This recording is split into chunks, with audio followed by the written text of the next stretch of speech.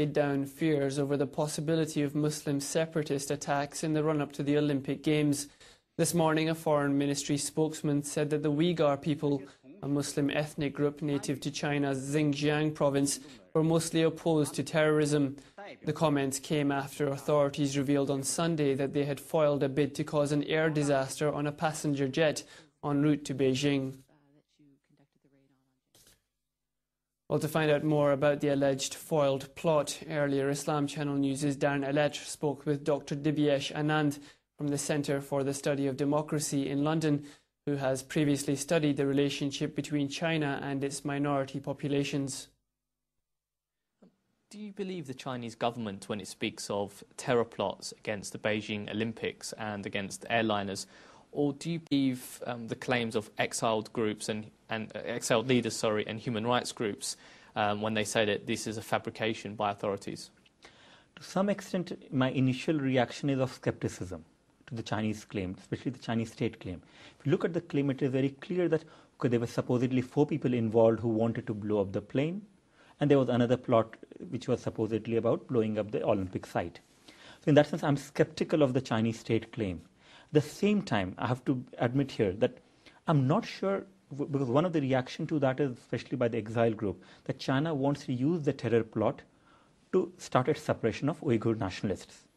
The problem I find that with that argument is that given that it's the Olympic year, I'm not sure China as a state would be very keen on getting more publicity on its, let's say, the suppression of terrorism in that part of China.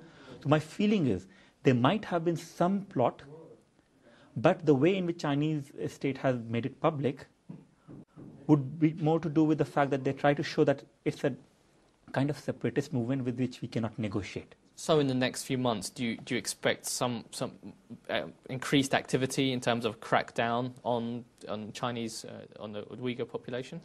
Now, this is interesting. On one level, especially with the Olympics in August, there should be less crackdown on separatists because China would not want bad publicity. Especially it has got bad publicity due to Darfur and those kind of things. It would not want that. So my feeling is, this is maybe the nationalists, the Uyghur separatist nationalists, they might want to use the Olympic year to get publicity for their cause. Overall, do you see the latest comments and the latest incident as part of a continuing battle between the Chinese government and the Uyghur community regarding some of them who seek religious freedom? And the interesting aspect there is if you look at the history of the province now in China, Xinjiang, which means new frontier or new domain.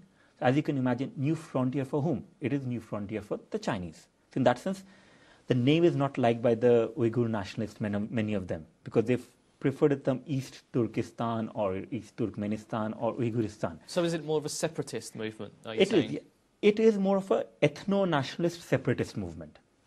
In fact, I won't even say separatist movement. It is an ethno-nationalist movement wanting some sort of cultural autonomy.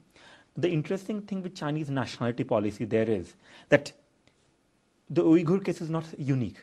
China has a nationality policy which is based on a couple of pillars. One is recognition. So unlike many other states, China recognizes minority nationalities explicitly as a minority nationality. They have a policy of Minzu nationality. So that's often a recognition. The second pillar of Chinese policy is of assimilation. While they are separate nationalities, all of them are part of one civilizational nation state of China. So they, except for Cultural Revolution, which took place in 1960s, Chinese state has in fact allowed for expression of difference by many minority nationalities, but only up to a point. The point is it should not translate into political identity there. Okay, so that kind of moves me on to my last question. What sort of rights do you believe are denied by Chinese authorities for Muslims or for the Uyghur community especially? So again, we have to distinguish that there are many Chinese Muslims, many Chinese Muslims, and most of them are not Uyghurs. So they have a different kind of setup. If you go to Beijing, if you go to Chengdu or any other city in China, you'd find many mosques which are flourishing. So in that sense, they have got the rights which is to practice their own religion. But Xinjiang is a different case because there is a movement of what's ethno-nationalism or separatism, and China would not tolerate that. So what we have is an ethno-nationalist movement which has some religious dimension, the religious dimension is often used by China to portray to the rest of the world that, look, we cannot accept their demands because they are like any other Islamic terrorists. Dr. Dibyesh Anand, thank you very much for your time.